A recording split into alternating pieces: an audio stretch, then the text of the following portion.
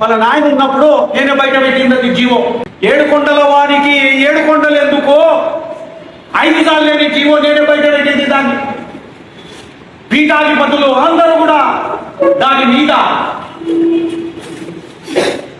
పెద్ద ఆందోళన జరిపిన తర్వాత ఆ జీవోను విత్డ్రా చేస్తుంది మీరు మళ్ళా 7 కొండలని. నేను ఆనాడే చెప్పినాను, ఒరేనైనా మీరు చాలా దుర్మార్గంగా ఉన్నారు, లాస్ట్కో వెంకటేశ్వర స్వామి విగ్రహాన్ని తీసేసి వైఎస్ విగ్రహాన్ని పెట్టేటట్టు ఉన్నారు రోజు కూడా చెప్పిన. ఆ రోజు నేను ఈరోజు అంతకంటే పెద్దది, అంతకంటే పెద్దది. ఒరే లడ్డు అంటే ఎంతో పవిత్రమైనది.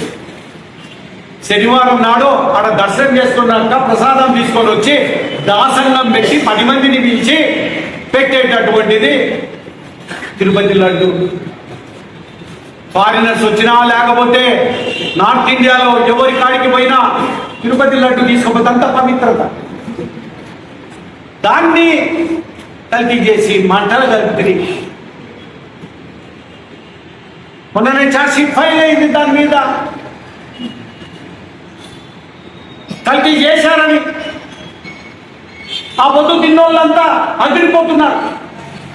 ఆ రోజు తిన్నటువంటి ఆ ప్రసాదాన్ని ఏం తింటున్నా మనము, దేవుడి ప్రసాదమా లేకపోతే ఏంటిరా దాంట్లో ఏమో కలిపినారంట అని చాలా మంది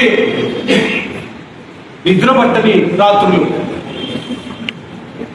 ఇట్లాంటివి ఈ ఆ హయాంలోనేమో 5 కొండలు కాబట్టి మీ హయాంలోనేమో లడ్డునే పాడు చేసి పెట్టి ఇవి చేసుకుంటూ మా రాయలసీమని ఇంత మోసం చేసి ఈరోజు రాయలసీమ ఎత్తిపోతల పథకం మీద ఒక చంద్రబాబు నాయుడు గారు దాన్ని క్యాన్సిల్ చేసినారంట. ఇప్పుడు పనులే చేయలేదు మీరు. 17.5% పనులు కూడా పూర్తిగా లేదు. ఇప్పుడు జీవో వచ్చింది, ఏవైతే 25% కింద ఉన్నాయో అవన్నీ క్యాన్సిల్ చేయమని.